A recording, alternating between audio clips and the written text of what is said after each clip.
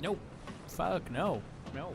Oh, did I interrupt the council meeting? We are here to put you on trial, Gyarados. You know what you have done. I have done nothing to go against the council. We have heard many a rumor. Tell them, brothers. We heard you have stolen from the children. Stolen from the hospitals. Stolen from GameStop. Okay, what does that last one have to do with anything? We are big fans of retro games, and they're opening up a retro game store. Okay, what does that have to do? You stole a Wii. A Wii is not retro. A Wii is almost 20 years old. How old am I? You are ancient. For stealing 100 Wiis, you shall be life in prison. I'm just gonna swim away. Shit, brothers, he found our weakness. We are too lazy to swim. He will escape us all. Hey, I'm here for a parking ticket. Is this where I get it set up? No, that's the other island across. Oh, okay, thank you.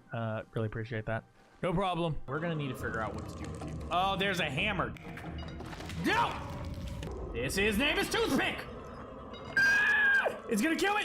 It's gonna kill me. Loser. Loser.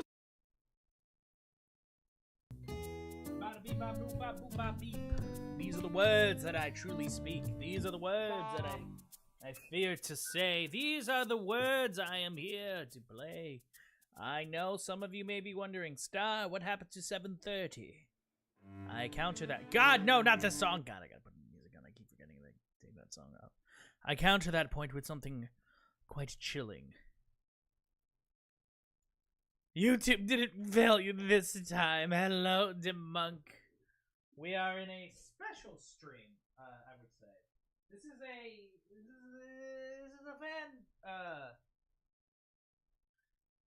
a fan stream.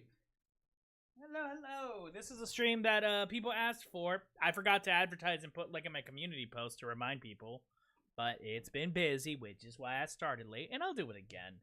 You know what I mean? Like if y'all want, I can do this again as well. But this is a specific kind of stream. You are number one. This is my editing stream. I know it's a bit odd in my opinion. I know, like it feels very. I never thought I would do this, but it seems like a fun idea. But we're kind of like just dive into it. I guess, like, does that make sense? So, I'll show y'all a little right now. So, let me see. Oh, thank you, Zoe. This is how it looks right now. Let me see. For 40 days and for 40 nights, love was on the side. Let's say this is how it's going to look for now. But don't worry, I have a plan. If I opened up the right project file, which I did, hopefully. Let's see. Did I finish this one? I should have two opened up. One that shows like a finished product, one that shows what I'm working on next, and the evolution of my style to a degree. This should be it. Okay. So we will get to that soon. Let me see. Still playing that song? Is it? There you go. Okay. What are we doing? This is an editing stream. What is an editing stream? Well, I'm going to be editing a video live in front of all of you. Why do you want to see that? Y'all asked for it. Why you ask me? But I guess I could give a little more context. Through this editing stream, I'm going to not complete a full video. That will be more on a day I have more time. But I want to show y'all a bit of how I edit, the mentality behind what I edit, and the things I do. And you're going to find out a lot of this is going to be depends. It's going to be a word I'm going to say like a crazy amount. All right.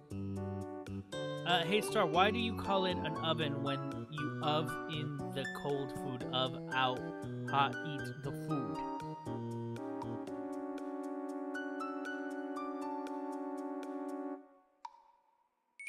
My brain just shut down. Like, was that like a trigger phrase where like it just shut down my brain? I felt like it did. Like my brain just went. So why don't we talk about the basic concepts of editing, and also what are we editing in specific, and more dynamic details of that, because all this stuff matters. So, first question: why do you think? Why am I talking about this? Who am I to be qualified to talk about this? Well, I'll tell you. 1, I'm a starfish. 2, I have a crown. Boom, done. End of argument. Let's keep going. Let's walk away. Done. Are we good? I can walk out now. I'm gone. But I'm guessing y'all want more detail, so I guess I can give a little bit of that. Outside of this, outside of my kingdom, to keep funding it, part of my day job is I work in the field of editing. I have been an art director for video and animation. I have been an editor, a content producer. I've been a few things when I'm not wearing the crown. And in that, I have done projects from long form to short form to live action to animated to compositing to rigging very horribly. I'm not the best at it. To simple crunchy work to trying my best to be more refined. And I've done this from freelance positions to corporate level stuff for a variety of things. So the only thing I have not edited, I've edited audio dramas, I edited shorts, I've edited, not movies, I've been edited movies. Hey, Shaker, welcome to the stream, hello, hello. So, everything I'm saying is, I hope that gives some, like, solidarity to my professionalism in this field. Now, am I gonna say I am the best editor in the world? No. Am I gonna say you should use this advice on everything? Remember, what is the key word of today's thing? In fact, I'm gonna type it down and pin it. Today's key word is depends. Whoops, let me edit that because it's supposed to say something. I'm gonna copy and paste this now. Oh god. Oh god. Copy, remove. Remove this. Good. Okay, is depends. God, I did it again. I'm trying to press enter, but I keep pressing control enter and not shift enter. That's on me. We're gonna remove that again. We're gonna do this again. Go V shift enter. Fuck. Okay, no matter what, if I touch enter. Got it. We're gonna remove it a third time. We're moving it a third time. Exactly. You get it, Demunk. Except typing, apparently. And today's and key phrases.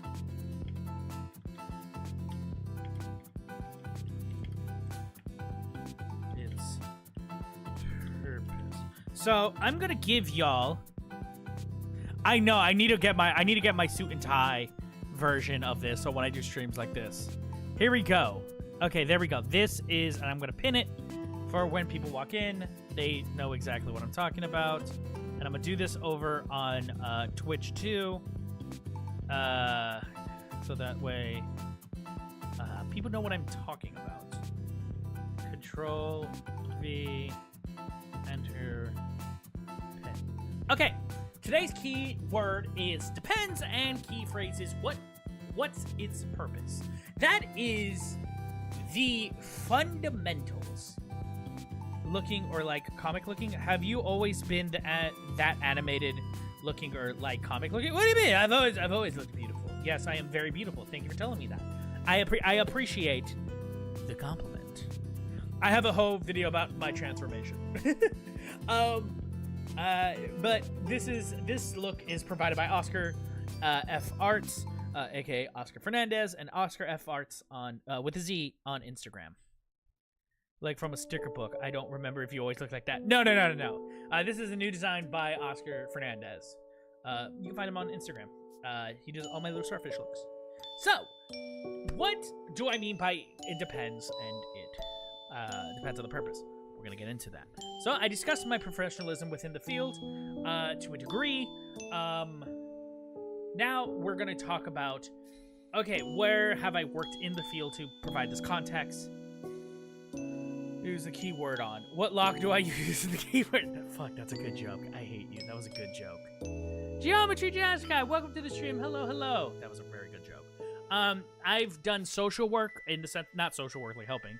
Like I've done videos for social platforms, all of them. from Starfish to outside of Starfish for corporations, freelance, all that stuff. I've done stuff for short films. I've done stuff for other things. So I have a degree of professionalism within this field.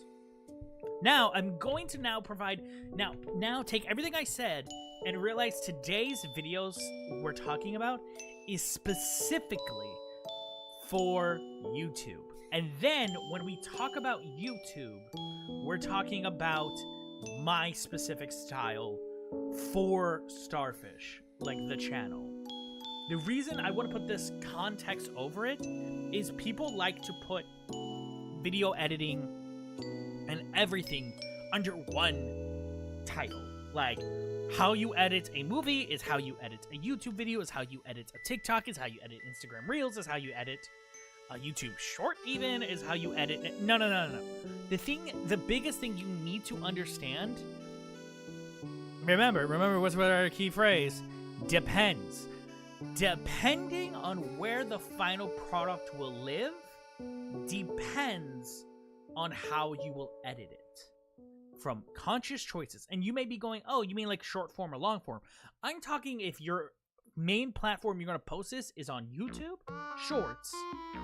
Focus on YouTube Shorts editing wise. If your main place you're going to focus editing wise, like the main place is like your main platform you want to grow on and you're making this video mainly for is TikTok, focus on TikTok. Are there similarities? Of course. Just like how a long-form YouTube video does carry similarities to a TV show and stuff. And I'm going to get into that. I am definitely going to get into that. But depending on where you post is depending on the style you choose to edit. So today, we're going to try to focus a bit on two styles.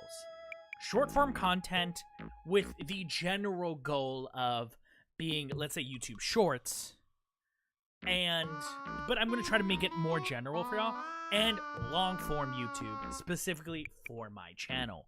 Because, again, guess what the depends also lands on? The depend also lands on depending on the genre of video you're working in. Let's Play, you may be thinking, oh, you mean like, yeah, no doubt, a travel vlog is edited different from a Let's Play video, or live action is differently edited from animated. Yes, but it goes into umbrellas. Challenge videos are definitely edited in a specific style, but even then, when you start going to subgenres, it does change things. So I am under the umbrella of Let's Play. So my videos are Let's Plays. But because of how I choose to focus on key details, you'll see changes the edit. One big key factor you need to keep in mind when you're editing something. First question you need to ask, where does it go? So, someone please take notes and put those in the chat. I wish I could, but I didn't have that much time to prepare it written, but I know it instinctually, so I'll just say it from there, and then hopefully I'll be able to do something better. First question you need to go is, where is it going to go? 2, is this a singular video? Can this video stand alone? Is this video standalone? That's the words. Is this video standalone? If it's not, as it is part of a series that is reliant on each other, that matters. If it could stand alone, but it's part of a series, that matters. And if it's just pure standalone, that matters. These factors help shape what you're choosing to edit and what you're choosing to approach. Why? It influences the clips you choose. It influences the overarching ideal you're trying to do. And it also influences what you should expect once you release the video. Exactly, Debunk. It depends on how you release the video and what to expect when it comes to views, when it comes to stuff. Because the next question you need to ask yourself, what is the purpose of this video? The first question you need to ask, is this a video for views or is this a video for artistic fulfillment? Now, this part I'm going to mute because to me it is crucial people understand this. There are two sides of a line, this big spectrum of things. There are two ends. I am doing it for views or growth or spreadability. So I'll just simplify to views, and I'm doing for artistic value. This is the controversial part, and I mean this to my core. There is no side of this spectrum that is inherently more important than the other. I know as someone who makes comics, who writes books, who tries to make a lot, who views himself more on the artistic side, does not view it more important than views. I view them, and I'm being honest, equally. And this is not the middle ground road technique of like, oh, I'm in the middle, they're both. No, I'm being honest. To ignore artistic value in a product is to ignore the message that you're trying to say, is to ignore the soul and heart that you're trying to put out there, is to ignore the art, is to ignore every moment of your life that built you to who you are, to the person who is trying to express it. Then, to the other side, those who view it for views, to ignore views is to ignore that you had the ability to capture people's attention. You understand not just marketing, but you understand people. You have a strong understanding of how other people interact with art in itself. To create something that is quote unquote devoid, if you're all the way on the other side of the spectrum of art, and claim I only do it for the views, is to ignore there is artistic value and they have an understanding of how people work.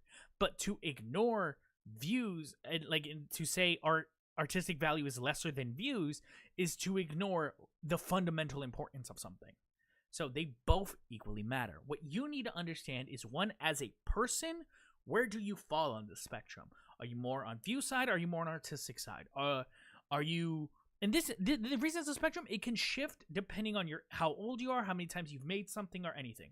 You're never going to stay in one spot in it. Because remember, the key word is depends. And then it depends on the video you're going to make. Is this a video where your main goal is to get a lot of views? Or is this a video where you're just trying to produce something artistic? Or is this a video where you're trying to do the other? Where I fall personally, so you understand my understanding of editing, when it comes to Starfish. Again, not to other things, because depending on the project I'm working on, if it's for work, if it's for freelance, if it's for myself, depends on where I fall on this spectrum. And if I'm working for a company, well, obviously the thing they will care more about is views, so I will land on the view side more. But if I'm making it something for Starfish, I care more about what I'm trying to do than I care about views at the moment. So it depends. Knowing all of that, you need to understand the video you're working on, the video you're choosing to make, is where does it fall in that spectrum? Where does it land? Is it part of a series that is more artistic? Is it part of a series that you're doing to get views? Is it part... All this stuff influences the decisions you make. Because if you land more on the views, you're willing to sacrifice a little bit of artistic value to create something that will intrinsically latch onto people's mind, which is fair. But if you choose your artistic value, you cannot complain, why does this video not get me a lot of views? Because you're choosing to sacrifice what would get you more views for the artistic vision. You're choosing almost like, this will one day blow up. The view one is, it will blow up and one day people will hopefully see why it was so great. That is what you're choosing. All right. Okay, thank you, Tamuk. I appreciate that. I'm reading y'all's comments right now. I've lived long enough and I'm eager to make you remember my name. Come forth, Starfish, and entertain me with your content skills. Taxing garlic, I suck at things. That's the problem. Okay, so, back to the music temporarily. So, huge rant aside, this was all... Let me drink some water. Okay, now...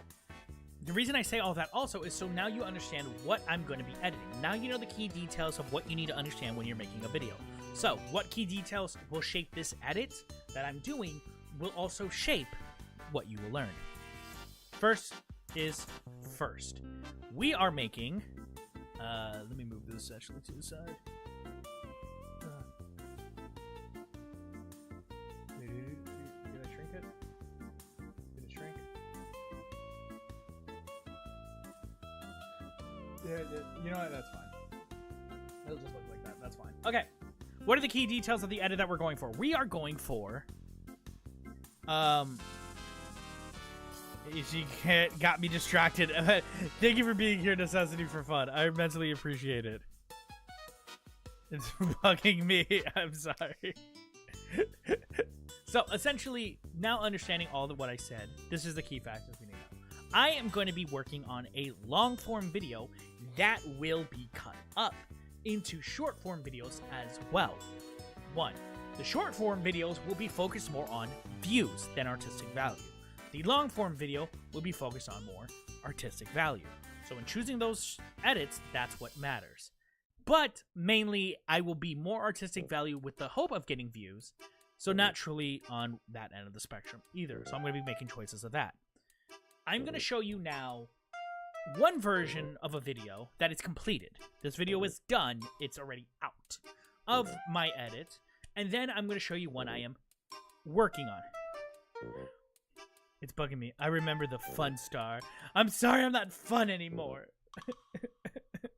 So, let's start with the actual edits in itself. Okay, here we go. So there's going to be no music playing, mainly because if I did this right, you should be able to hear the video. So let's say, let me know if y'all can hear this. It's not playing. Play. Do you think I came out too strong? And retreat, and retreat, Do you think I came out too strong? Was that me? It was strongly worded for sure.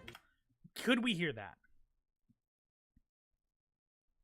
Okay, is this listenable?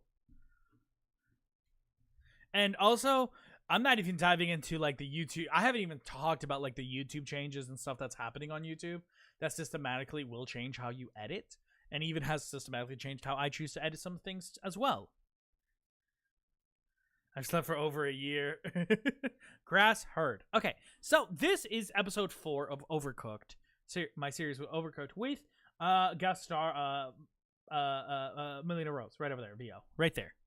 So this is a full version of the edit. This isn't as complicated as you would see in a film, in a movie, in a something like that. This is a let's play. So the actually like it doesn't need that many complex edits because it is a let's play. So what was my mentality in choosing how to edit this? So even how I approach this edit is different from other videos when it comes to the series. So I chose Overcooked because 1, I need to work on it, and 2, I think it has an example of a built-in structure that allows you to do short form and long form, and how you need to tackle that mentality when you approach it. So starting off, I always structure these kind of videos. The thing you need to understand about a lot of these videos is this. This is not a standalone video. This is part of a series. But because it is part of a series, I also want this series to have standalone moments. That's something I'm moving towards, which is more of like an episodic approach. Areas you should look into. So like the reason I say that, a lot of Let's Plays in even my earlier work is reliant on you saw the last video. Reliant on you saw the last video. Some videos of mine, no matter what, are going to be like that.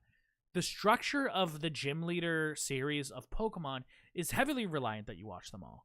Like, you came in episode 8. Can you enjoy episode 8? Yeah, but you won't get the full... You won't understand what's going on unless you saw 1 through 7. Overcooked, to a degree, is structured in a way where it does not matter what you saw. It just is good if you saw it all. And that goes into the structure of it. And we're talking full video. So this one is not standalone. It's part of a series, but we want the episodes to still stand on their own. So that is the mentality we're going in with this edit. So this is the best key piece of advice. This is literally the advice I give everyone I work with. Everyone I work with, this is the best key advice I'm going to give you. This is mainly for short form, but in long form, I will adjust it for y'all to have an understanding because the mentality changes. 1, the first 5 seconds, especially in a short form, matters a lot. You hear that every time. You hear that everywhere. I didn't create that advice. No way I didn't create that. Everyone, the first 5 seconds matters. I'm not saying the first 10 seconds I mean seconds 1 through 5. Now, where I like to go is a little bit more granular. Oh my God, by the end of the stream, I did not prep my voice to talk and lecture today. That's fine. So, we're going granular because, especially in short form, and at least the first 5 seconds of, but not exactly the first 5 seconds of long form, but I'll get into that. In a short form video, the first second of a video someone watches on TikTok, on YouTube Shorts, on Instagram Reels, only buys you the next second. People go like, no, the first 5 seconds buys you the video. Yeah, but you need to be more granular. The first second buys you the second second. The second second buys you the third second. The third second buys you the fourth. The fourth buys you the fifth. And after you completed that first 5 seconds, that 5 seconds buys you the next 5 seconds. Does not buy you the rest of the video. It buys you the first 5 seconds. And in doing so, then that buys you the next 10 seconds. You're starting to see. That's for short form. You have to be that immensely granular when it comes to the first 10 seconds. The reasoning behind that is you need to do something in the first 5 seconds every second that attracts attention. Now you're thinking, oh, you're talking about overstimulating somebody or like doing something. No. It does not have to be like, boom, LOL edit. It's not like, second 1, we are here. Second 2, we're over here. Now we're second 3, we're on this side of the different world. You see, I'm moving so fast, it doesn't even give it time to load. Look, we're over here. We're here. No. The first 5 seconds, the second buying the first second, could be something stimulating. Like, hey, like, did you know? That's 1 second. Did you know in itself is the phrase. That bought you 1 second. Did that buy you the next second? Immediately you asked a question that incited something. Now that only bought you the second second. What can you do? You then ask the question. Did you know dogs have the ability to barf? What? Like, no. I'm not saying you have to overstimulate. It's like that. Like, going like, did you know dogs have to barf? 1 second, bought the second, bought the third. Now there, you can do a little zoom in. Like a little zoom into the person, like, boom, let me explain. Right there, that's the third second. In doing so, like, I'll just do this. Like, did you know dogs like to barf? Like, wait, no, I did that wrong. Whoops.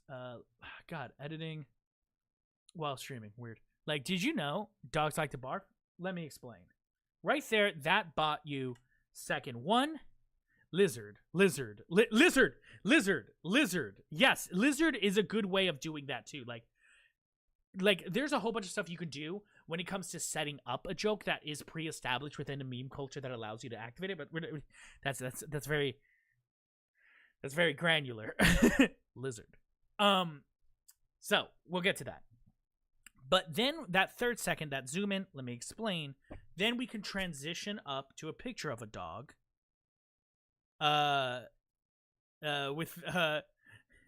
Don't worry, necessity for fun. It wasn't that one wasn't spam. That's a specific meme going lizard. It is a very specific meme, and I love it. So with that, it goes into this realm of you bought the third second by doing that thing. Like I said, the zoom in. Fourth one, transition. Fifth one, going, hey, now giving them a little more context. The reason that matters is how you choose to edit for short forms.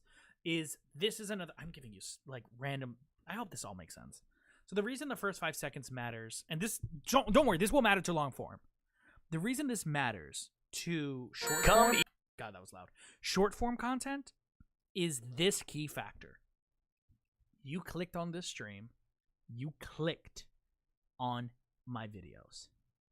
You are going to give it at minimum 10 to 30 seconds to see if it captures your attention. You're going to give it maybe to the 30-second mark. But on short form content, YouTube Shorts, TikTok, and Instagram Reels, you are fed that content. You did not click to look at my YouTube short. Maybe you did. YouTube Shorts are a little different because they have that thumbnail system down there.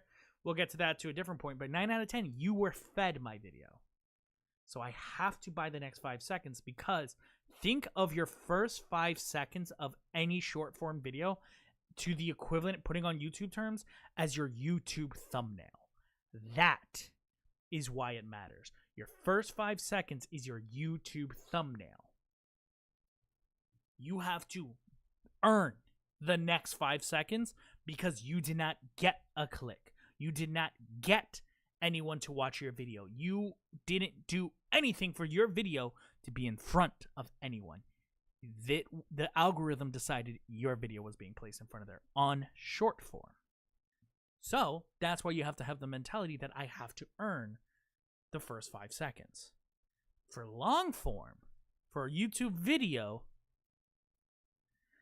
you want to make them not scroll. Exactly. You want them to stay because that's how the algorithm will reward your video.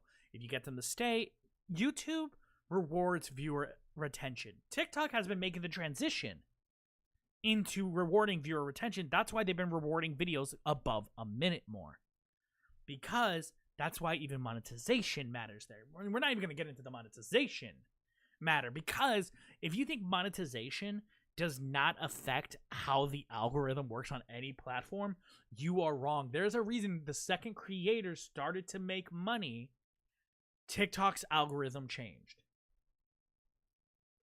It's not due to greed in the sense that you're thinking of, like, of course they're doing it for corporate greed, but they're not doing it in the way of like, we want more money. Yeah, you earn it. We tricked you. No.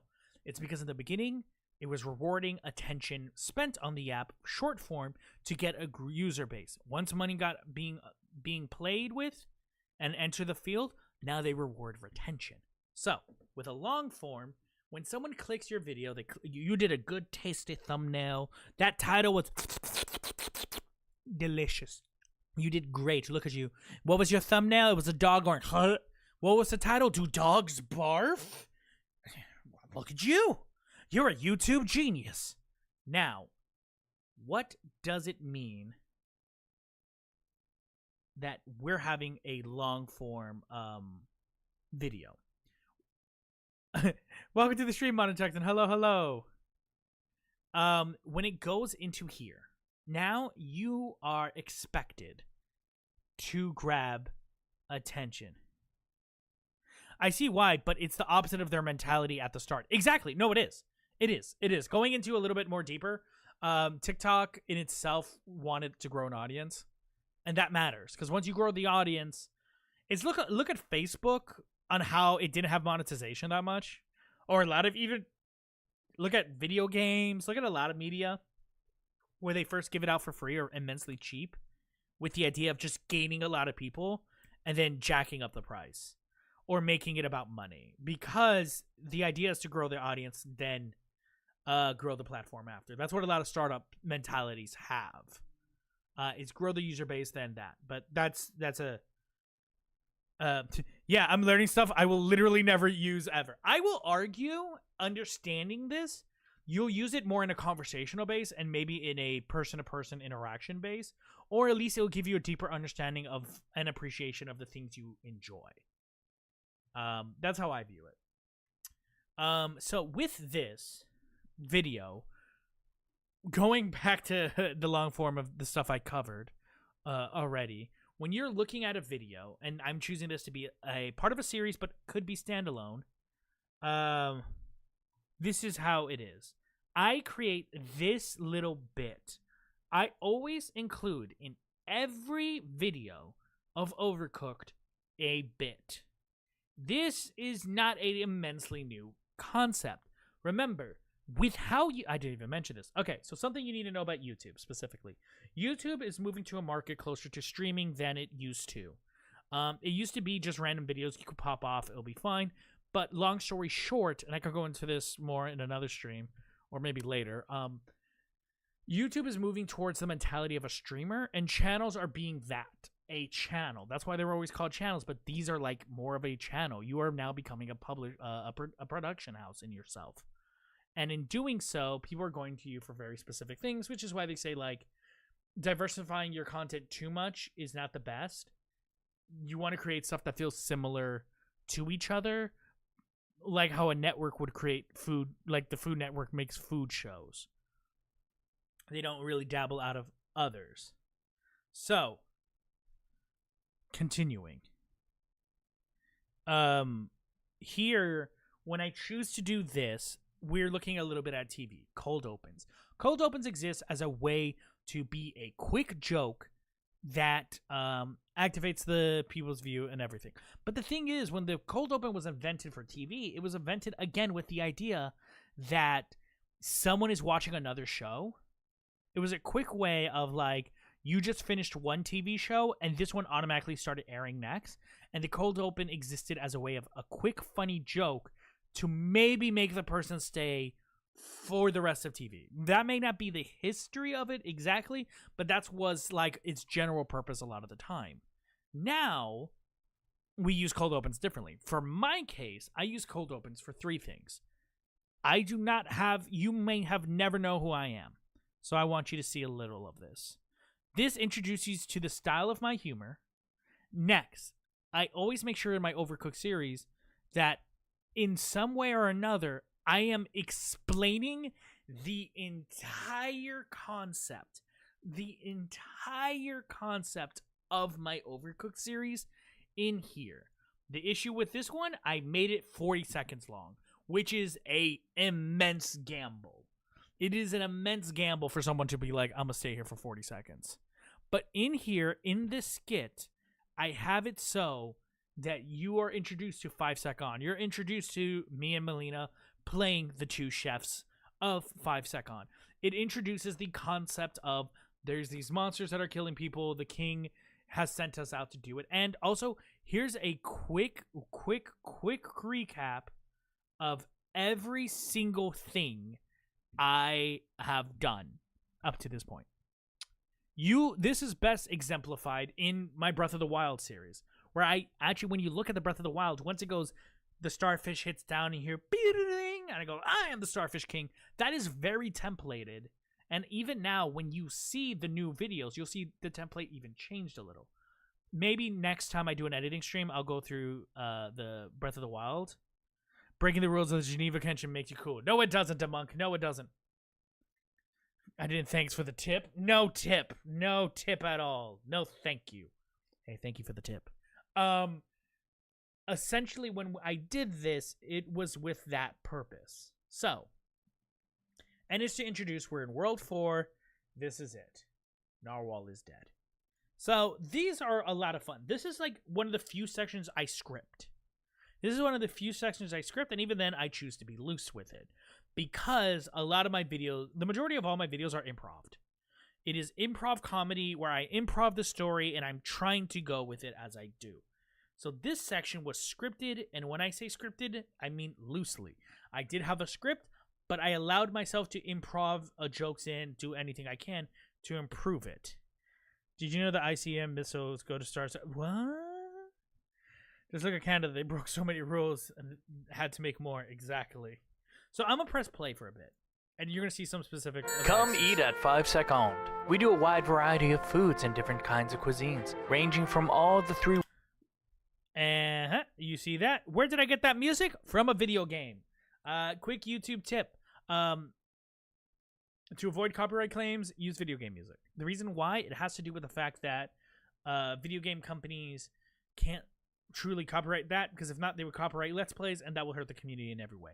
So it's a little of a hack, but make sure you're using the right kind of music. Make sure you're not stealing the music if you can, but you know, just not Nintendo music. Exactly. Except I use Nintendo music too, and I get worried when I do. But I'm part of the camp of I try to use the music that best fits the mood of what I'm trying to do. So, go into that. Scripted, all this good stuff, blah, blah, blah, blah. Oh, the joke for this one was like a commercial. So, now let's look at an edit that I'm currently working on. Is this... Wait, I thought I already did a lot to this edit. Did I not do a lot to this edit? No, I edited this a bit. Didn't I edit this a bit? I am 40% sure I edited it. Did I open up the wrong file? Do I have another version of this? Wait, do I have another version of Overcooked? Do I have another version of Overcooked somewhere? My next piece of advice, have your shit organized. Have your shit... I have another version of Overcooked. So, give me 1 second. Give me one second. We're just gonna close that out, and we're just gonna open up the other version of Overcooked. We're just gonna open up the other version of Overcooked. None of y'all saw nothing, right? Chickay, we all didn't see it. No one say anything. No one say anything. No one say anything. No, that is the most recent version of Overcooked I have. Did I not edit that? No, I swore I edited that. Let me double check. I'm double checking. I'm double checking. I'm double checking. If not, I'll just open up a different project file. No, I know I did. No, I did do some Overcooked. I did do some Overcooked. I know I did do some Overcooked. I know I did do some Overcooked.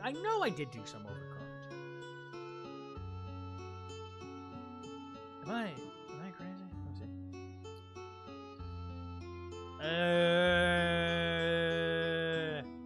We may not do Overcooked today. Because I may have to find Overcooked. Let's do a different one. We're doing a different one. We're doing Sonic. We're doing Ignore the Overcooked we saw. You could do that. Over sections on gags in your video editing series, but... Okay, I could do that. I'll go over gags that I've done and stuff.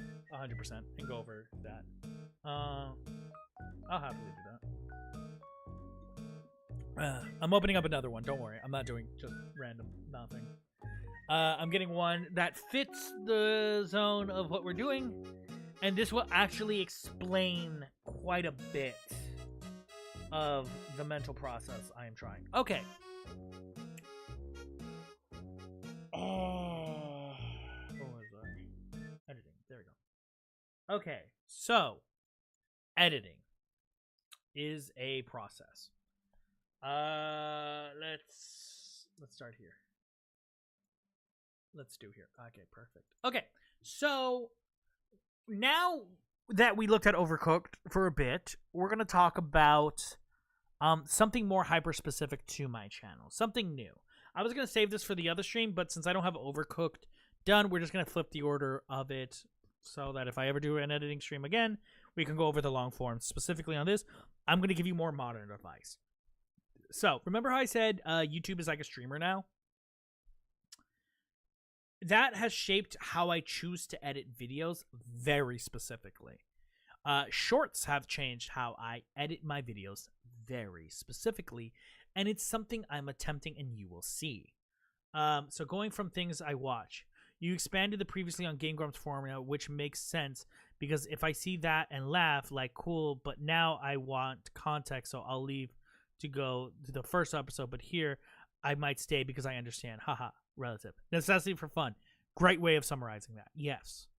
Game Grumps was like a way of like how I looked at this style of editing, but different. I looked at a lot of different stuff. So this style of editing is very, very specific. So this is Sonic CD. This is Sonic CD, a short series that is currently going on because YouTube has expanded shorts from 1 minute up to 3 minutes. Why do I post now 3-minute shorts, up to 3-minute shorts, rather than just the short 1-minute ones below that gets me more views? It goes into channel behavior, channel audience behavior, and also what I am trying to cultivate in my channel. So the weird aspect of YouTube now is if you choose to have shorts on your channel, that can both be a positive thing on your channel, but also a detriment to your channel. The reason why is inherent audience behavior. Inherent audience behavior. Now, I want y'all, legitimately, I'm going to put a poll, and you're going to tell me this. What is your main source of watching me?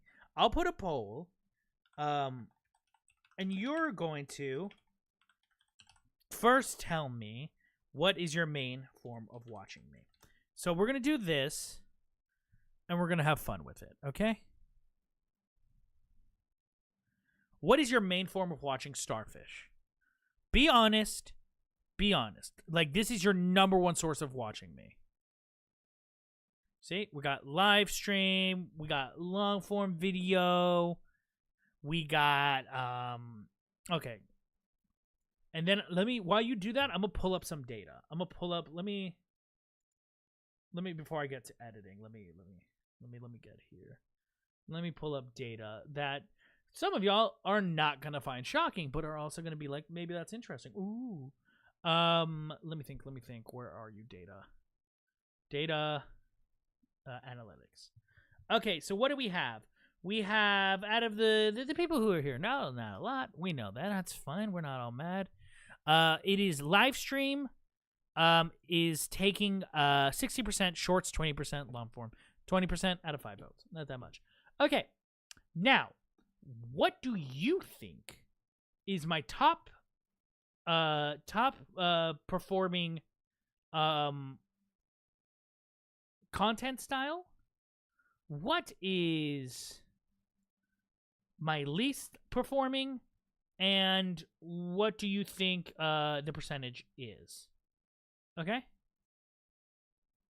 And where do you think the majority of people watch my stuff? Okay? Just guess. Though I mainly watch your channel because of streams now, I found your channel through shorts. That is something actually immensely important that you mentioned. Important that you mentioned. And I'm going to increase this. Schwabadi. We're gonna go for the year. We're gonna do the for a year. Okay, here you go. Actually, no, the year is too long of day. Let's do the last 90 days. We'll do the last 90 days. Okay. I wish they gave me a percent. Here it is. That's the thing I was looking for. Let me see. We have, though, same. I was on my Rain World binge, and YouTube recommended me to you. I can't remember if it were live at the time. Maybe. Possibly. Least performing is long form. I'm guessing second is shorts, and streams perform the most. I found your channel through Hollow Knight Shorts. Okay. Good. So, the consensus here is long form is my weakest, and live streams is my best, with shorts being second. Makes sense. But this is the factor y'all need to understand. Y'all are watching me on a live stream. This affects editing. Trust me, all of this affects editing. In the last 90 days alone, my top performing is shorts. And you're thinking, Star, by like what? A bit? Like a bit? Like obviously not by crazy. When you look at my audience, let me see. I'm trying to find you exact percentages.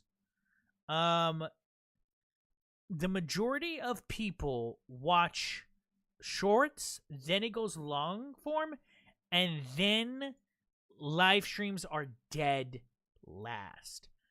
Not even, but, and look, and this is the key factor you need to understand. The reason I did 90 days, but I'm going to increase it to like, I'll do 2025 in general, because I haven't posted long form since February, because I'm building a backlog to produce videos. The reason that matters is the amount of difference between live stream views and video views is 8,000. So, what percentage of shorts do you think my audience takes? My audience watching. How much of my total views for 2025 came from shorts? Give me a percentage. Random. And then give me the percentage for video, and then give me the percentage of live stream.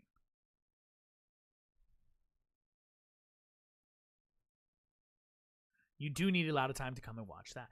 And this all matters into how you edit. And this, I know this sounds weird, but you need to understand. 87% for shorts. We got 87. 70% for shorts. Okay? Long form before time had a name percentages. 20 for video, 10 for live. Okay.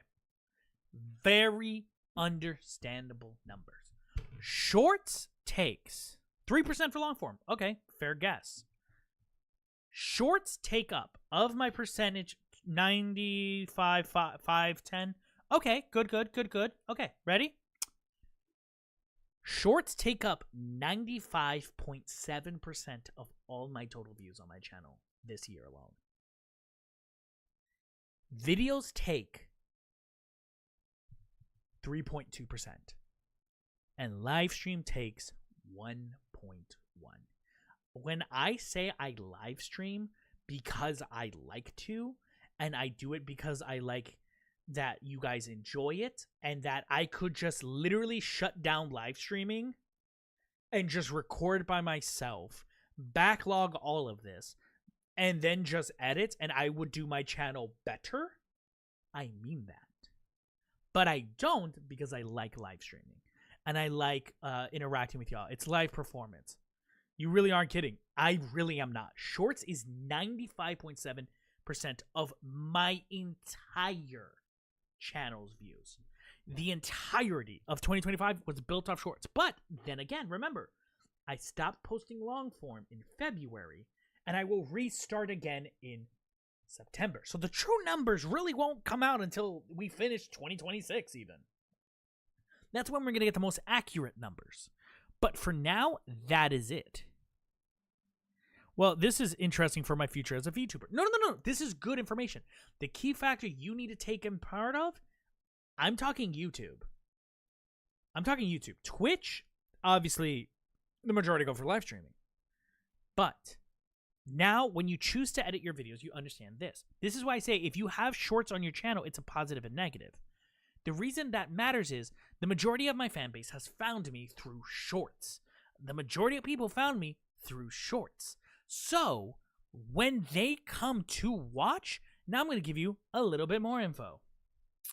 They have a statistic called viewers across formats. So this is returning viewers, but only for the last 28 days. It doesn't go further. So again, remember, this is skewed because I haven't posted live in a while. Shorts to videos. People who watch video only, 0%. There was no one on my channel in the last 28 days who only came to see my videos and nothing else. Now, 94% came only for shorts. To watch both, 6%. Now we go into shorts and live. That number skews much more to shorts' favor, 97.30, being shorts watching both live only. But when we go to video and live, that's where it's different. Videos take up 65% of viewed only.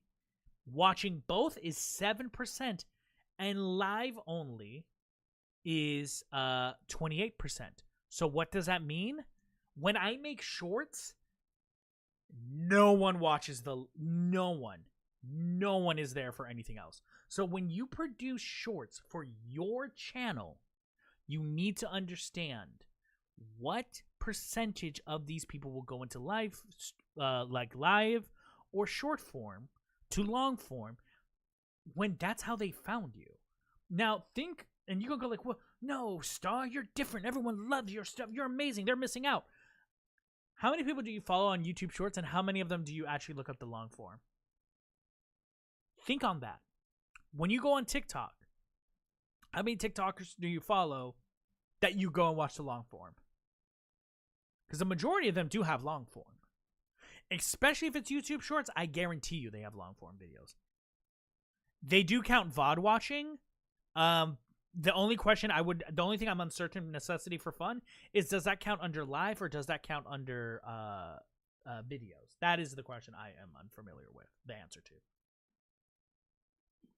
So, the reason I say that is so when you put shorts on your channel, you need to understand you're creating an audience that is more skewed to a specific kind of habit. Now, do people watch my video? When I was posting more consistently, did people watch my videos compared to shorts? Yes, people did watch my videos. That percentage was much better, but not nearly the same. Even you can go Hollow Knight, my best performing series. Obviously, Star, those must have near comparable. No, they don't.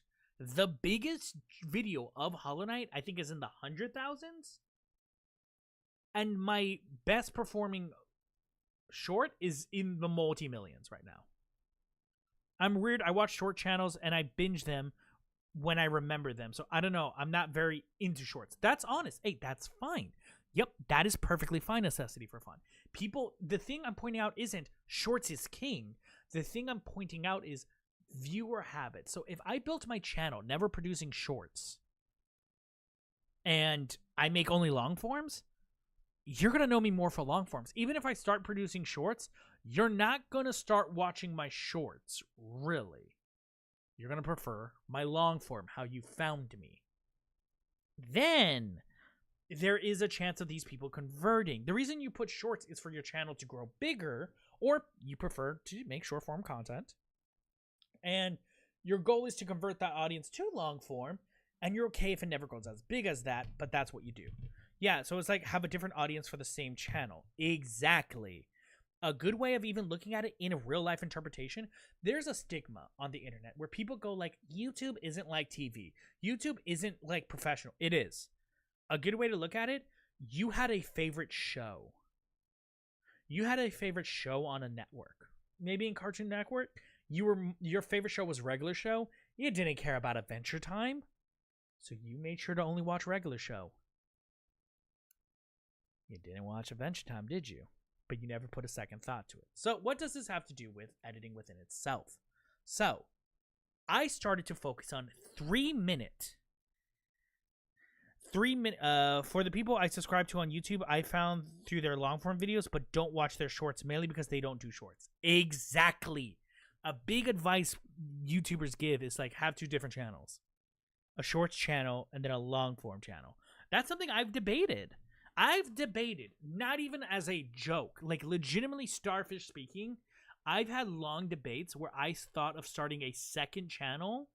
And I have a second channel called Starfish Full Complete, where it's like the full playthrough, but there's no way I can keep that consistent.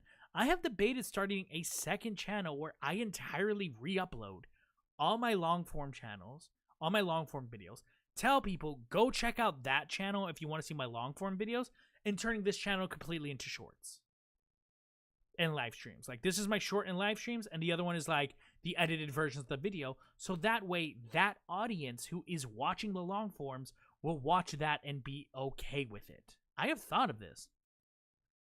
Exactly. VTubers have VODs, clips, shorter videos from their streams.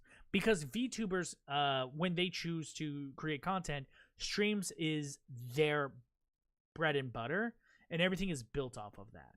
Whereas I like to think long form is my goal in video making, and everything is a process or a supplement to that. You can go, but you make video live streams.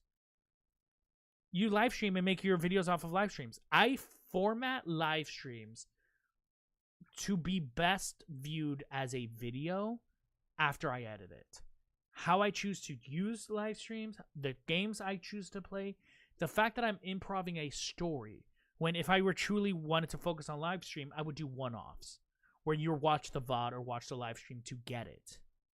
Whereas my videos are all based on, everything I do is based on it. So one thing I've been doing is making 3-minute videos. 3-minute shorts or less. It's to try to get the people who do watch my shorts into the mentality of you might want to watch the long form. And also, you may never watch the long form ever in your life. You may never want to watch my long form stuff ever. So, I convert, as you see here, it says Sonic CD Part 1, is because I have this. This is the entirety of Sonic CD cut up. This is the entirety. If I were to make it into a single YouTube video, minus, more tweaks and edits I would do, the video would be roughly 2 hours and 9 minutes. If I were to turn this into just purely long form, I don't know, this would be 3 episodes? 4 episodes maybe? Half an hour each? Done. 4 episodes. Depending on endpoints and specific choices like that. But I choose to edit it, now this is a new style I'm trying, into 3-minute sections. This is so that it accomplishes a lot of things. One, it tightens my edits even better. Because when I decide on a section, so I'll zoom in and show y'all, I decided, let's ignore the green, this section right here was 3 minutes, that 3-ish minutes that told an entire story of this section. So when I look at this, the first thing I do is I cut down the entire thing. Why do I cut down the entire thing first? Well, it's so I have a cohesive story. This is so that the entire Sonic CD run, that would be like 3 or 4 episodes, maybe 5 or 6 episodes, will be a cohesive story. Now, in this story, you'll see different colors. What do the colors mean? Well, this, you see this like purple color? Once I completed a 3-minute section, I turned it purple. I went done. I know I edited this section. Then it goes into the green. And this is after I cut it up as one single piece. This green was just, this is the intro of Sonic CD that I was like, this might be something I edit in the long form video to create an intro. This red, just to give you context, is all the big ring zones. The red is my big ring zones. I separate that as these can basically be their own little 3-minute short, and I will cut it down to it because it is just me repeating. For example, this turned into a almost 3-minute short, and this lasts almost 20 minutes. This 20 minutes became 3 because it is me running around messing up, and I'll talk into the mentality of how I chose to edit that later. Going into that, I broke it down into sections. Doing this allowed me to create all of this you see on the side right here. These are all eventually going to be the shorts you see. These are not fully finished edits because if you look at them, you'll see this is above 3 minutes. This is above 3 minutes. This is above 3 minutes. This is above 3 minutes. They're not edited yet. So let's go into an edited section. So now that I have the complete story in my head, I saw the jokes I improv'd, I saw where I was going because I cut it up, I made the story of Sonic CD, which is, in the long concept, the full story of the Sonic lore of Sonic Mania that I made up. This is a immensely lore-based series I do that is improv'd. So, allows it to be fun and everything. Oh, this is a Premiere. Quick side note, if you want to get into editing, don't jump into Adobe Premiere. Adobe Premiere is industry standard. A lot of companies prefer to use Adobe Premiere because Adobe has a lot of things that is beneficial, like Frame.io. Frame.io is something Adobe owns, where you're able to upload a video and it allows you leaving notes and everything. So much easier. And that could be built into Premiere, Adobe Stock, and a whole bunch of like Epidemic Sound and everything has plugins for Adobe Premiere. But this is the thing. Adobe is expensive as hell. So expensive. It is very expensive. I will not pretend it is not expensive. Unless Adobe, you want to sponsor me, and I will still say you're expensive.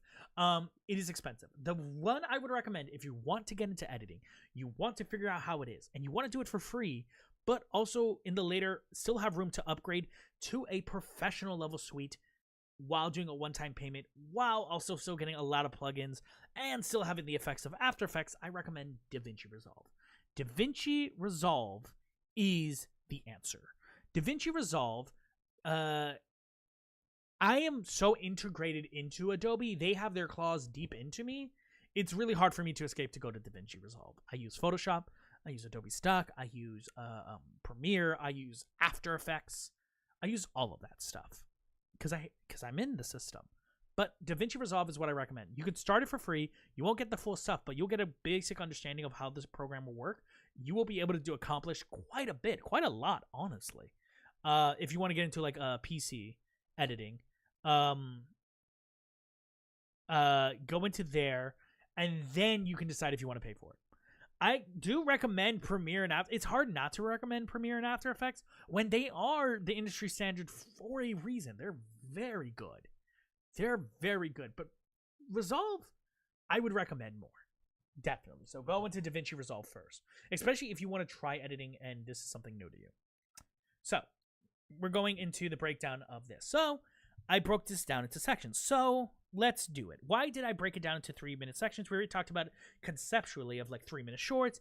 Try to get people into watching my videos longer, but the majority of them will never watch it, so I at least want to give them this. And then, long story short, once I finish this, I then export it as a 16:9 video, and then I convert that into a 9:16.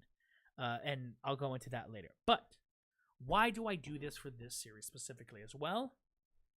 It forces me to.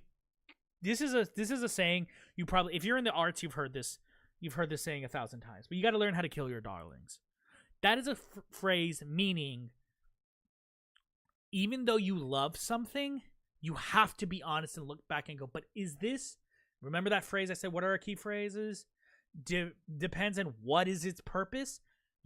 This forces you to truly look at this. Truly look at this and view it as what is purposeful in my video.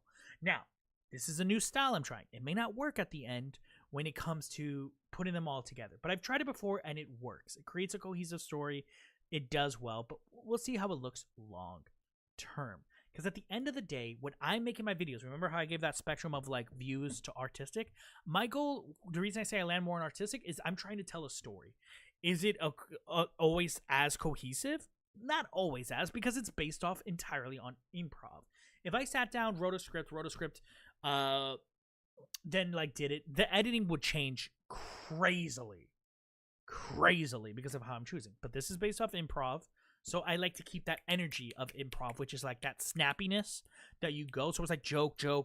You're going in. You're going on this ride. There are moments to breathe. There are moments to relax. But it's based off bits on bits and growing story by story. So let's go into this. This one's a quite simple edit because I knew from here I'm going to keep this section in, which is the animated section they put in. Why am I keeping it? I say some lore stuff. It sets up the story within Sonic CD that they put in, and it gives me an opportunity to make a joke. What joke? This stupid joke. Tell me if you can hear it. I chose it to be subtle because I thought it was stupidly funny. I'll let it play. She bets the player's soul. Wait, let me rewind it a little bit. Here we go. What she bets isn't money. Right here, actually, sorry. Illegal gambling tarot cards. What she bets isn't money. She bets the player's soul. Right here, you can hear the soft screams of a child somewhere who lost their soul. Tears for the child. See, the wind blows. The child is gone. Did you hear it? Did you hear it? If you didn't, it's completely fine because we're on a live stream and I don't know how loud this is. You see these yellow things? What is those yellow things? I went and got Kid Link from Super Smash Brothers, I think specifically Brawl, screaming, "Ah!" Because in the improv moment, money, I make a immensely stupid joke of, she bets the player's soul. She bets the player's soul. Right here, you can hear the soft screams of a child somewhere who lost their soul. I put that in because that's where you build on a joke. So how do you know when to build a moment into a joke? Well, it goes into what is the purpose of this joke. So I kept this in. I chose to keep it in because I thought the joke was funny while it also creates like this space of understanding. She bets the player's soul. So how this joke, there's a concept in comedy writing called it's a very known concept. This isn't like I'm not, everything I'm saying is a lot of regurgitation. Is the best sign of you're getting an education is regurgitation, not someone coming up with something originally. Sometimes I wonder, why did the Roman Empire fall? Was it barbarians initially, inability, economic collapse, or was it simply the weight of its greatness? What do you think? Bruh, I think one person got in charge that fucking sucked and just ruined it for everybody. The sad fact is, it's more likely that the Roman Empire, every empire can fall because one person was just an idiot. An army can't destroy something big from the outside, but it could be just one idiot on the inside destroys it. That's all that matters. That's sadly the truth. So, well, my objective truth may not be the truth. So with this, we do a concept of jab, jab, punch, hook.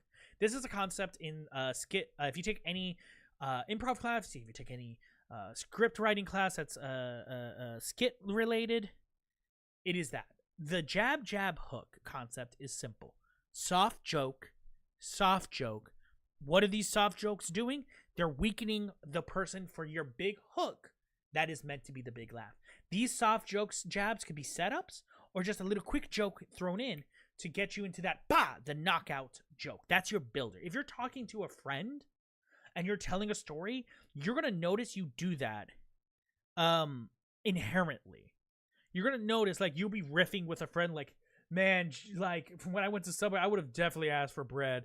Bread, I want a flat bread because I like my bread flat. Oh, you like your bread flat like cardboard? Well, joke's on you. I eat cardboard. Why? Because it's healthier. Joke's on you. All of Subway's bread is cardboard. Was that the best joke ever? No. I love you, Subway. Sponsor me. I love you. I love you. I love your bread. Love you. The concept of that is just quite simply jab, jab, jab, left to the big hook. Was that inside? Like, was that planned? No. But you inherently, as people, do that. That's why they say comedy comes in thirds. Jab, jab, hook. There's a lot of stuff. There's ways more to expand on it. It's actually more complicated than it seems, but that's like the good intro into the concept. So what was the purpose of this edit? Was to reinforce this joke in a moment that I felt really matters. And then look where it lands. Remember, where are we? This is short form too, remember? So, first second. 1 second plays. Oh, but Enrique, Star, that was a Freudian slip. Star, why did you, but you wouldn't start here. Exactly. When I turn this into a short, you'll notice I actually start here. In the video, I start here because it's building up to this moment where you see the cards and Amy setting up. But in a short form video, hey, Modern Texas, thank you for staying as long as you did. Wait, where did Modern Texan leave? Let me see it. I saw everyone saying bye, Modern Texan. Thank you for staying as long as you did, Modern Texan. I can't see the message, but thank you. We really appreciate it. Gabriel. Let me see what you say. I got a shit ton of stuff to do, but wanted to pass by, leave a like, and wish you the best. Thank you so much. I immensely appreciate that. Thank you so much. Thank you. Necessity for fun. I guess. Star has that name. You can check it out in Cat Trails or any of my other novels and comics. You can see my name there. Plug. Check in the description down below. So I would start here if I was doing a short form. Like if I was editing this, when I converted this into a short form, I probably started here because you automatically start at the dialogue. Amy is getting into illegal gambling tarot cards. Because right here, that got you the first second. Amy, recognizable character, animation that looks so clean and good, bought you the first second. Then it goes like this. Getting into illegal gambling tarot cards. Is getting into illegal gambling tarot cards. Yeah, there's no crazy edit of like... It's the phrase of, is getting into illegal gambling tarot cards. That is such a sentence that even if you don't find it funny, your brain goes, what? Cards. And then naturally, the video itself, the game itself, gave me that extra hook right there. The to contain what she bets isn't money. She bets the player's soul. Inherently right there, that's keeping the attention. Right here, you can hear the soft screams of a child somewhere who lost. And that's why I put the noise in there. It is the extra button in these moments that make it grow. So, let's go into another one where we'll see a bit. Here we go. Looking back on this, boom. Structurally, that's why you see zoom-ins, constant cuts. And then let's go into this bit. This bit is immensely stupid. But we're going to talk about why was it made within the choices of editing and how was it made within the choices of editing. Because sometimes people like to think it's immensely complicated, but I'm going to show you how it's done. But when you look at it, you're going to be like, Star, this looks immensely cheap, and it's duh. And I'm like, yeah, but I did that on purpose. So? Yes. Are you lying to me, Flower? I would never lie, Star. I'm an innocent flower. Calling all other flowers, he is onto us, he is onto us. He is onto our flowers, he's onto us. I'm sorry, what was that? Nothing! He can understand flowers. I've been talking to you this whole time. Shut up! There we go. That joke is stupid. But how did I do it? Well, again, this isn't to show you like, oh, I'm so amazing and I'm phenomenal. Like, y'all should like understand that I'm cool. No. I'm showing you this because a lot of people feel that you need to have, like, I could have easily, and I'm not joking, I could have easily opened up After Effects or opened up Blender, have a much better stock image of a TV screen and a flower, recreate it and do it there. Someone who, if you want advice on how to do amazing edits when it comes to Blender, like mocap, all that, Badger, Russian Badger, like they do amazing. Their short series actually dissect it even further into how they're able to produce so much at a level of quality that I'm so like mesmerized when it comes to like you are just a person, you are a solo production team, and Corridor Digital. Looking at those two, you can see high end, but a main key aspect of editing, you wouldn't do this in a movie. In a high budget movie, you wouldn't do this because expectations of the product. I expect to go to a movie when it has a budget to at least look realistic and good. Why? Because when I go to a movie, I'm immediately suspending my mind of disbelief. Then we go into something like the Digital Circus. Well, I expect that to be high-end budget or Hell of a Boss or Has Been Hotel. I want that high budget, even though it's an internet property. Why? Because they are positioning themselves to be as good as TV, but understanding that they're an indie production allows you to let some things slip due to the fact of expectation. Remember the key word. It depends. It depends on where you're watching it and who is producing it. When you see a team behind, so when you look at a Mr. Beast video and you look at the first Mr. Beast video and look at the last Mr. Beast video, you see the quality is different. Why? Because when you see one dude sitting down at in a room by themselves producing something, your expectations on quality, production value, and everything is inherent on that factor. Then, if you go to his end, your expectations now change. Why? Because you view it now as a professional production by the amount of money he gives away, by the amount of previous videos that had levels of production, and the fact that he had an Amazon show. No matter what, you can say that doesn't matter. He was doing professional level quality before the Amazon show. Yeah, but since it came out, you're expecting more. I forgot why I came here was to ask if he plays Marvel Rivals, or was it because of editing? I play Marvel Rivals. I played it on stream before. I play it. I love it. I absolutely love it.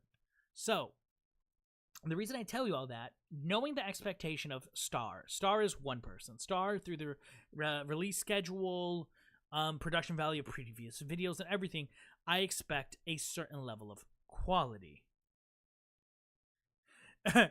I wouldn't say I get tired of Rain World. I'm more of like Rain World beat me down. Yeah, I do want to play with viewers. I do want to play with viewers as a team. I want to do that. I just need to set it up. I just need to figure out how I set it up. But essentially, the reason I say that is when you look at the production value of this, you expect this level of crunchy, grassroots-like style, guerrilla-like quality. You expect me to get photos from a stock image website that I may not have the rights for. You expect me to get the stuff like that. But in doing so, you still expect me to perform at a certain level of humor as well as production. So, could I have just slapped a flower and just calling all flowers? I could have just done nothing, just given the sound. I could have done this. I could have literally done this and it would have produced maybe something similar. Let's see. Nothing. He can understand flowers. I've been talking. I could have done that. The joke would have been understood to a degree. The music being Solid Snake. He is onto us. He is onto us. He is onto our flowers. He's onto us. Everything sells the idea. I could have done it without the music. You see, look, let's mute this and let's see how it plays out. Calling all other flowers. He is onto us. He is onto us. He is onto our flowers. He's onto us. I'm sorry, what was that? Nothing. He can understand flowers. I could have done that.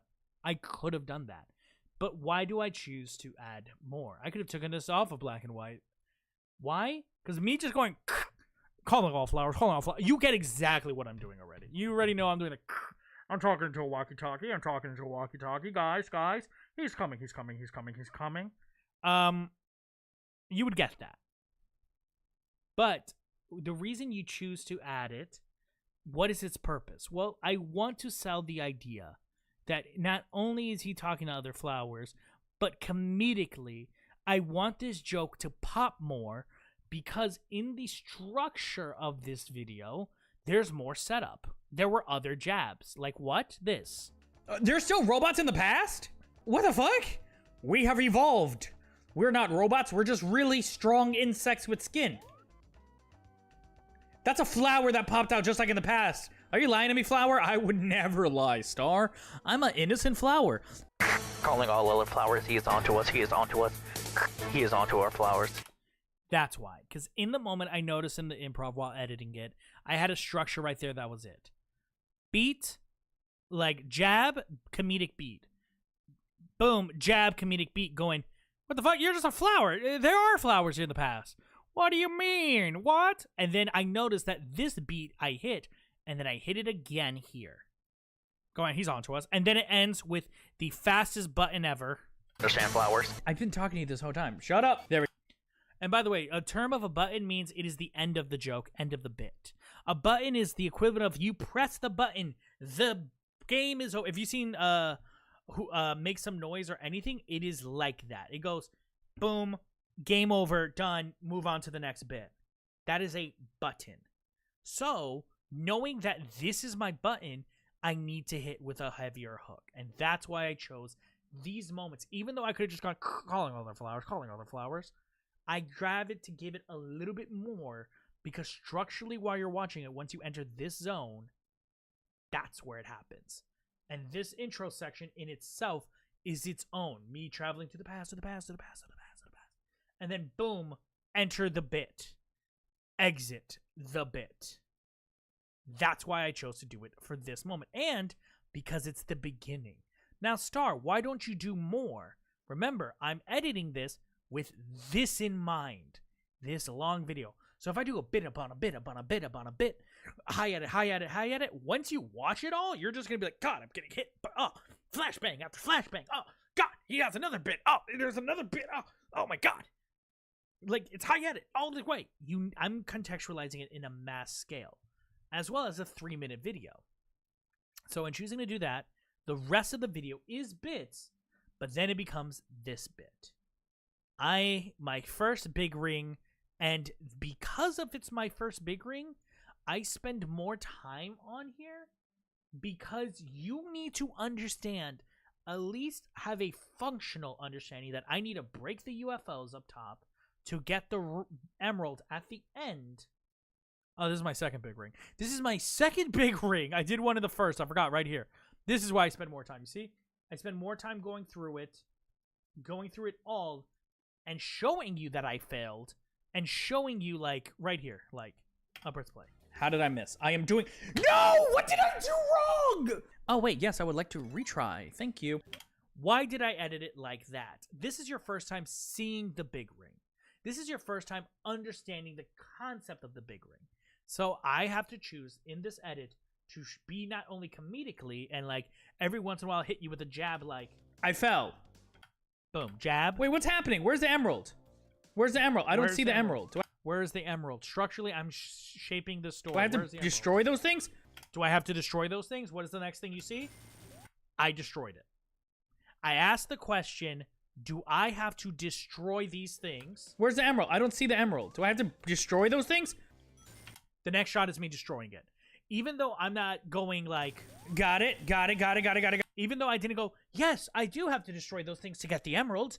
And I figured it out. Remember, you're editing a live streaming and you're editing improv. So you have to functionally be able to tell what you want to say without having to say it. Because if I did not say the words, yes, I do have to short, or if I did say it and it was boring as hell and not important, I'm going to cut it or I'm not going to have it. So you have to functionally tell the story visually. Remember, when you're choosing to edit, the first thing you choose, depending on the medium, remember, depending on what you're choosing to do, but no matter what, if it's a video, the first thing everyone will notice is the visual. The visual comes first. Once you have the visual, then you go into the spoken word. Remember, show, don't tell. Every script is written with the visual in mind, conveying a feeling, conveying a vision in your mind that gives you the answer without saying the exact answer. So, in doing so, I go in, I do good, and then what happens? I go like this. This is not like Sonic Mania. I thought this is... Get the blue! How did I miss? I am doing... No! What did I do wrong? Boom, I know. I'm like, no, what did I do wrong? You immediately know I messed up, I lost, I ran out of time. Oh, wait, yes, I would like to retry. I noticed I said that right then and there. Oh, yes, I would like to retry. So I chose to zoom in as a visual moniker to the person, knowing when you see this, that means I have lost and I have an opportunity to try again. And not only do I have an opportunity to try again, I have 17 opportunities because coins needed, coins owned. That's good game design. That's good game design. So what I decided to do in the edit is emphasize the good game design. And in doing so, explain what the concept is. And then now that you have an established idea of it, I could have just skipped to when I won, but where is the fun in that? What is the best? A success story does not matter unless you have failure. Failure is inherent. The reason people like overpowered stories is because they don't fail, but that's why also people stop reading them. The best kinds, let's say like solo leveling, why did it work? He never lost. Yeah, but we saw him when he was a failure and then became overpowered. Yeah, but that shouldn't carry him throughout the story. Yeah, you know what? You know what? We don't see him fail. We see everyone else around him fail. In solo leveling, no longer is the protagonist the failure. Everyone else is the failure. And we care about the success because we see him succeed. Like that. So, we want to see failure. We want to see me struggle. So what do I do? Retry. Thank you. Son of a child. That one's dead. Got it. I'm amazing. Get him. There we go. There we go. Mother of Teresa. Teresa's mother, please. Come, help me. This is not going well. There we go. I'm doing good. I'm doing good. Come on. Come on. No! Where do I suck? That one didn't count. You want to see me fail. You want to see me fail. Instantly better. You see, I'm discovering... Exactly, very fun. Struggle. Why exactly, do I keep doing that? girl. What? Jump! Hit it! Jump! Hit it! Oh, if I touch water, it reduces the time. Oh, I didn't notice that. And right then and there, when I watched this... By the way, I watched the entire VOD. And I cut it down from there to find the moments I'm looking for. And then right there, I have explained to you in this one video the main concepts of everything. Break the UFO, do it before the time runs out. If I fail, I can retry if I have coins. And if I touch the water, it shortens my time. You may have noticed that visually, but now I gave you a little, I kept in the audio clue of it, because in case you didn't, because this game is overwhelming, and understanding that, I wanted to make sure there's a verbal component. Yeah, hit him. Then I hit that. Don't touch That's why I started just zooming in the edit going, boom, I hit it, boom, I hit it, boom, I hit the it. water and just turn around. Because this is the one I win. So I want to show you the win fast. Don't touch the water! Sonic! Sonic! But you need to see the failure. You need Oh to my see the god. failure. Oh my god. Someone please call the FBI and tell them Sonic is committing a crime. And it's finally, I did it. I'm amazing. I got this game. This was so easy. I'm just fantastic. Let the Chaos Emerald rain down on my brain. Here it is. Here it is. Ah! Why did I choose to do that edit? Again, at the end of it all, we hit so many jabs of me losing. When I finally got the emerald, we got to give it a little bit of, to quote the Thing, it's not that it's bad, it just needs to give it a little zhuzh. That's what the Thing says. Here it is. And Here it is. is the zhuzh in the edit. It's not amazing, because the thing people need to understand about editing is people expect when you edit, you have to do high-end transitions, high-end effects, high-end stuff. No, the true master in editing is you not realizing the edit, it is enjoying the stuff. The other edits, yeah, amazing transitions are amazing and cool. Crazy effects, oh, so beautiful. But the masterful of editing, those are visual effects. The masterful of editing is constructing a story that feels so seamless, that emphasizes the points you want to make. And you didn't even notice it at all. You were just watching something. And that is the key to all of the edits, short form, long form, everything, is you don't feel like you're watching an edit. You don't feel like you're watching a video, is you're enjoying the story and you're enjoying the stuff. If you're doing it for views, the people who do it for views have such a strong understanding of how the human attention span works, has a strong understanding how the human eye works, has an understanding of how to retain attention.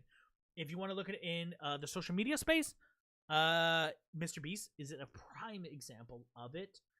There is a YouTuber that I'm familiar with. They are phenomenal. Like, I mean this, not even trying to be funny. If you want to look at masterful editing that retains your attention, that hits the comedic beats, that has an understanding of what they're trying to do in each video. There's a YouTube creator called 3Ds. They have a strong understanding of visual. And then when we go to the artistic side, the storytelling side, that is where we look at people more akin to people who are telling a long story. That's, honestly, you're not going to believe it, but travel vloggers, lifestyle vloggers have an understanding of how to use editing and storytelling to create a captivating way of looking at it, just truly into it. None of the creators I mentioned fall exactly on the left side, the right side.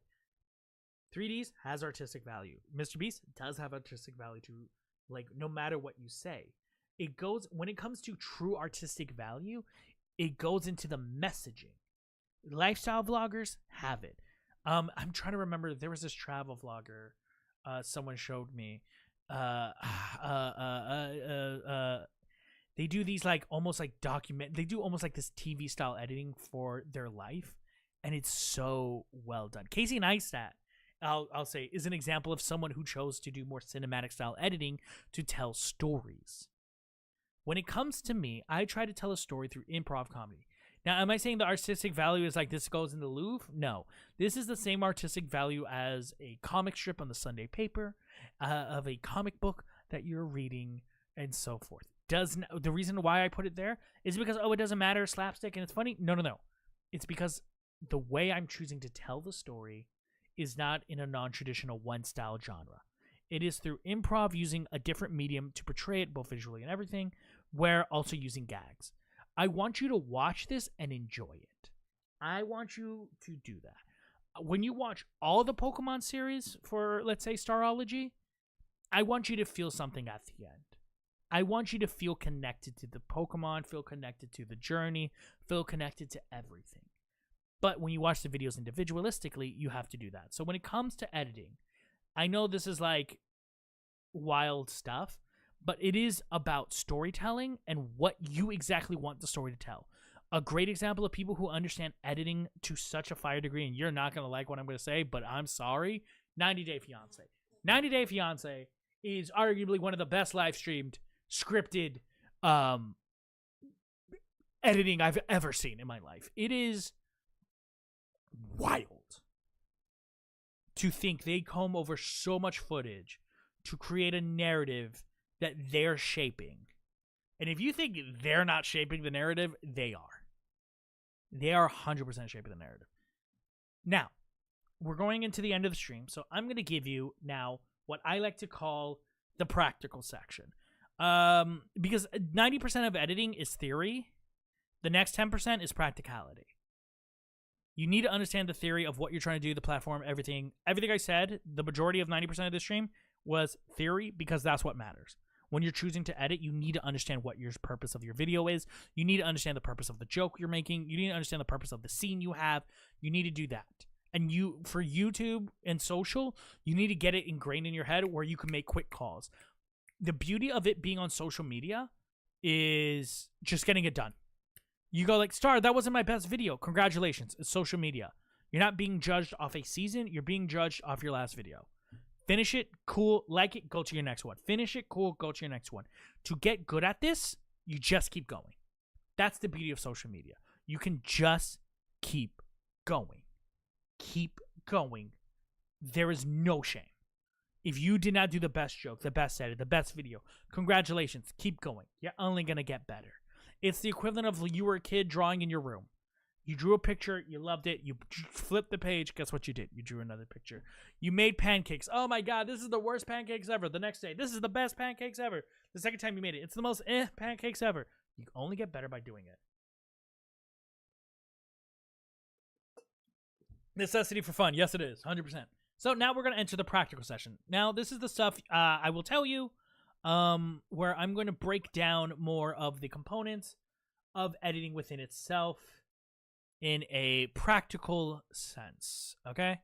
So, going into it.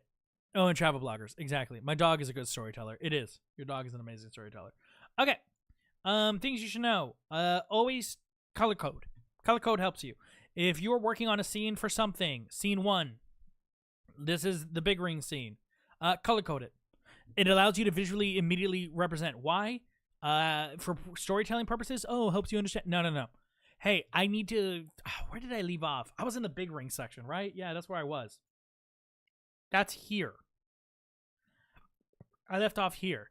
If you're on Adobe Premiere, press M. Creates a marker. That's that little green symbol that just popped up there. Leave that as notes. But Star, if I just leave a whole bunch of green markers, like what if like this marker is where I left off, but I want to mark this area that matters on the timeline? Well, okay. Press M twice. You now get different. Oh, you don't see it. It's on a different window. Let me try to. There you go. There you go. You see it? You get this thing right here. Gives you different color code options. Even lets you change the timestamp, and you can even label it if you want. I just normally use color coding to go. Red is an edit I may want to come back to. You see it right there. That's what M does. But Star, I don't want it on the timeline. What if I move this stuff around? But I just really want it on this clip right here. Tap it. Click M. Congratulations, and double tap it again if you want it to be a different color. You can do that within there. Does it let you add a name to sections too, like hover over and read? Well, let's find out ourselves right here. So right here, I double clicked it. I didn't double click M. I just double clicked it, and let's call it banana. Oh, bana.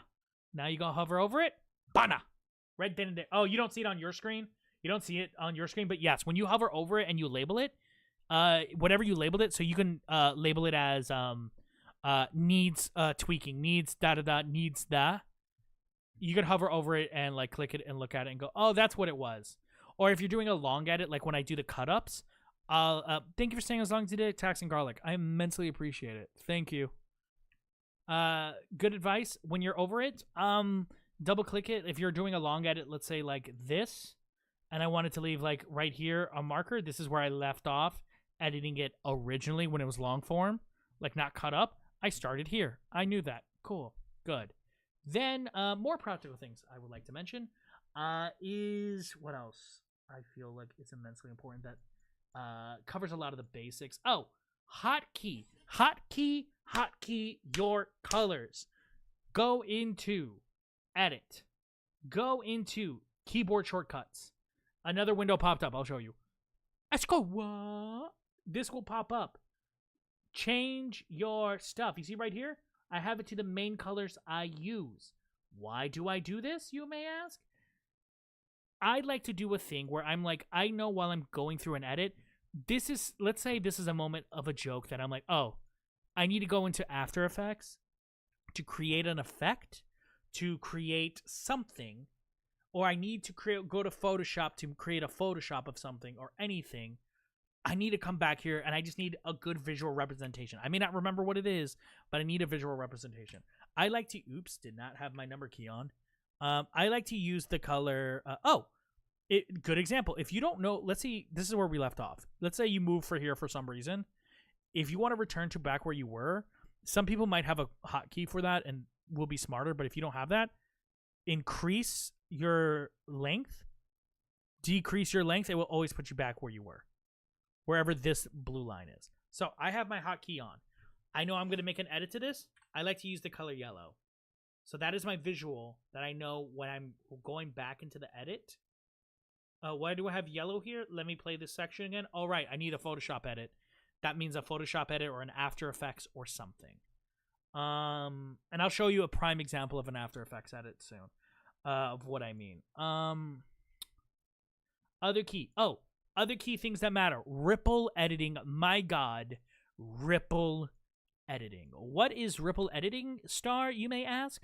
That is your Q and your W. Q and W are your best friends. Also, click C will get you the cut tool. Click it. Boom. If you highlight something and you press... This is for Windows. This is for Windows, what I'm about to say. If you press Command and drag, immediately you created a duplicate of something right there. You see? This is the exact same clip right here. So, Star, you mentioned ripple editing. What is ripple editing? Well, allow me to show you. Ripple editing goes into the process of using hotkeys to help you speed up your process of editing when it comes to you're going to cut something or which way around. So I go here. I'm listening to the lime same. and green apple. Lime and First green try, apple. baby. I know I want to delete this space right here. Well, I have two options. If I highlight Apple. it here and I press Control K, I cut it. Remember the cutting tool? If you press Control K, it will cut wherever your blue line is. Now, ripple editing is this. Now you press play. Boom, you're right here. And this is for Premiere. You're right here. You see where your blue line is? If you press Q, not K, sorry, Q, is Q and W. If you click Q, everything behind the blue line in between the section you have created will be deleted. Boom. I deleted that space in one button. Now, what does ripple editing mean with W? Well, I know I want to cut that space. Like I said, do another Control K, cuts it up. Let's go backwards, and we click W. W does the exact same thing as Q, but in the opposite direction. Q cuts everything behind you, so if I did Q now, I deleted everything. I still have that space I want to delete. That wasn't right. I Control Z. I go back here. W. Those three keys, Control K, Q, and W, I am not joking. Cut my editing by so many hours. And not a lot of people talk about ripple editing enough. So many hours. Okay. What else is useful? Enhanced tools. A lot of Adobe Premiere actually has immense sound editing. Not as good as obviously Audition, but I actually use it as. I'm about to make a lot of audio engineers. I have so many heart shapes because I'm pressing numbers. I'm about to make a lot of audio engineers vomit, so get ready. I like to use Premiere as my main source of audio engineering a lot of the time because I'm more used to it in Premiere, and that's the biggest professional secret. The biggest professional secret, everyone believes you have to use certain programs to do certain things. You have to do everything in a professional standard to be professional. I'm going to point to you two things that destroy that myth immediately. In my work, I majorly use Premiere. If I work with people, I have worked with people who are masters at either 2D animation, who are masters of After Effects rigging animation, masters of everything, and then they see me like a caveman with a stick trying to build a car out of a rock and leaves. Somehow build a car out of rocks and leaves on Premiere. I do it because that is where I'm most comfortable. Don't believe me? Everything is just an illusion about professionalism. Wicked has the glass breaking sound effect from Wicked is Fortnite. Look it up. It is Fortnite. They used Fortnite in that movie for sound mixing. This immense high budget, because at the end of the day, this is the biggest thing I've learned when I was in college when it came to editing, when they were talking. I didn't go to school for editing. I took an editing class. The first writer of any movie, of any show, of any video, even improv, is the writer. Hey, Master Red Moon, thank you for staying as long as you did. I immensely appreciate it. For real, thank you. The first writer is the writer. You know who's the last writer? The editor. The editor, there's a joke even in Family Guy where they go, people spend hours, days, months, and years working on a movie for the most important person in the movie, and who gets 95% of it all done is the editor. The editor is the final person who cuts, portrays the story, and everything. There's a YouTube video about that one Chris Pratt movie where the person wakes up and they're in the space station with Jennifer Lawrence, about how just changing the edit changes the entire context of the story and the mood. Editing is the final step. So that really matters. So I do a lot of my audio engineering here. So repair feature, this is where you find your reduce noise, reduce rumble, dehum. This is an earlier time in my Starfish life where I didn't have the tracks separated. But normally now with OBS, you can have the tracks separated. Like it'll be one track here, another track here, another track here, another track here. Will be like the top track. My normally is my condense of all of them. Let me see if I could. It's a condensed track of all of them. Then it'll be just the VO, like you saw in Overcooked. Overcooked had an example of it where it was just the top track was my VO, the middle track was Melina, the third track was the sound effects, the game file sound. If you're able to do that, if you're recording on OBS, separate it. If you're able to do it in vlogging, anything, have your audio VO in a separate track if you're able to. Everything should be done that, because then you could just simply dialogue, repair to tweak it all you need. And in doing that, another best friend of yours will be dynamics. What is dynamics? I think I already have it on here, so I can just pull it up here. Yes, dynamics. What is dynamics? Let me see if I could edit and show you. Dynamics is, right, you should see it right here. Dynamics is your key feature to basically the fastest and cleanest way of audio editing. Your threshold. So you care about your limiter. Your threshold is how loud it is. You see this bar right here with my stuff right here? This, let me make it bigger so you can see it, has numbers attached to it. Once you enter the red, like I think once you enter the red and once you enter the yellow and red, you're entering peaking territory. So what you use dynamics to do right here is automatically the limiter puts it at -9. I do that. -9, -10 is a good area. Prevents any noise on this audio file to never go above that. Compressor does the opposite. Compressor is, now let's say your audio is a little quiet and you're like, I want it to be louder, but I also want to bring those softer sounds. So let's say you're talking like this, like, hi Tim, I'm here. And then you have a friend who's over here talking and they're not as loud as me over here. Well, compressor, the simplest way to describe it is you're taking that 7 is you're bringing the softest sound up by 7 decibels. The reason that matters, though, be careful with that, is it affects the person here, but if there's a noise in the background, like a washing machine going go-gong, go-gong, go-gong, go-gong, and it's soft, it'll bring that up 7 decibels. Well, you could do reduced noise to help eliminate, because reduced noise just tries to find noise that isn't your voice and tries to remove it. But the best thing you could do for any sound editing is soundproofing a bit of the area we're recording. Right now, I'm recording in a room where soundproofing is in front of me. I got sound blankets to my left, to my right, and soundproofing to my other side. It's like a baby booth. Not as good as a sound booth, obviously, because that is immensely expensive and you're really trying to eliminate all sounds, but it does a really good job at keeping my sound crisp and blocking out other sounds. Now, that is the practical section for this time. If I do another one, I can go into more practicality about, like, basically, Control Z, obviously, best friend of your life. That is going to be your best friend, Control Z. Like motion, positioning, scale, also using the transformation tool to create a little bit of blur. Directional blur helps you create blur. That makes it feel more organic and real, but that's stuff for other times. Today, I wanted to talk more about the theory and the understanding of when it comes to social media editing.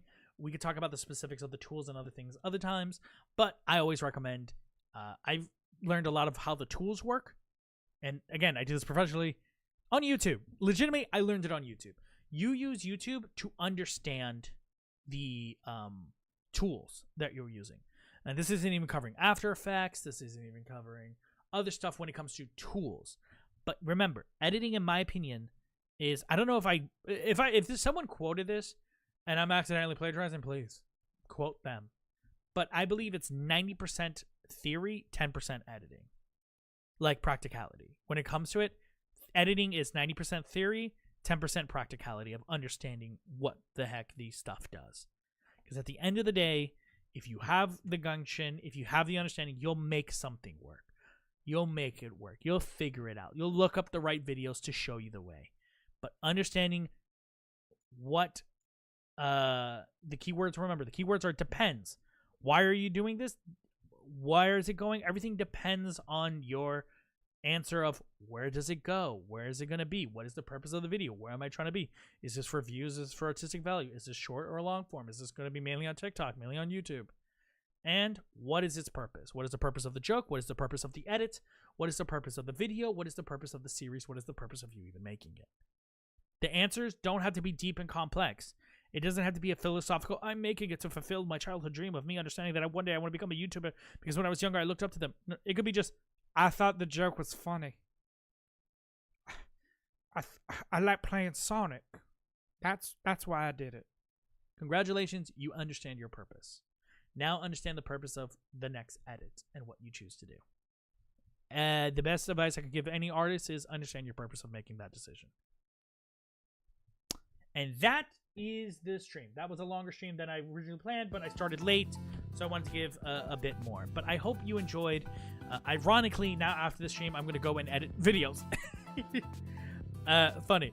But I hope you liked it. If this is something you want again, let me know. If you're a VOD watcher, let me know if you want this again. I hope it provided some context into the world of editing, specifically on how I edit my videos. Because like I said, all of this factors was really on Starfish editing, but the theories are transferable to other versions of different genres, placements, and everything.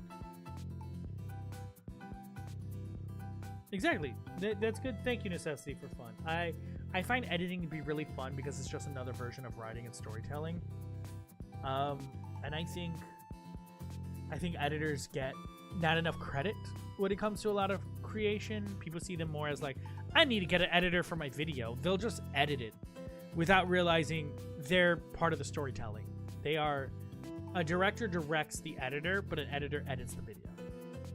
I know that's a no-duh way of looking at it, but understanding it in that simplest forms helps you understand what is happening and why every piece is important. Because at the end of the day, if you're creating content and you're choosing to work with somebody, it's all artistic language. A good editor can match the director's voice. A good director just has a voice. And I say that going, I respect directors. I really do, but it's just the truth. Thank you so much for watching. Don't forget to check out Cat Trails. It's on my Patreon, link down below. You can read it for free there. Same with all my other comics and novels. If you pay a bit, you get some exclusive stuff and early access to stuff. Don't forget to say bye to Warlord, Floating in the Sky, Harold, who lives in Lighthouse. Don't forget to go outside, breathe some fresh air, touch some grass, or stay inside, play video games, do art, watch TV. Legitimately, all I care about is you're doing something that makes you happy. Expect videos to come in September. This will be the last month where there are no videos. So September will start me posting videos again.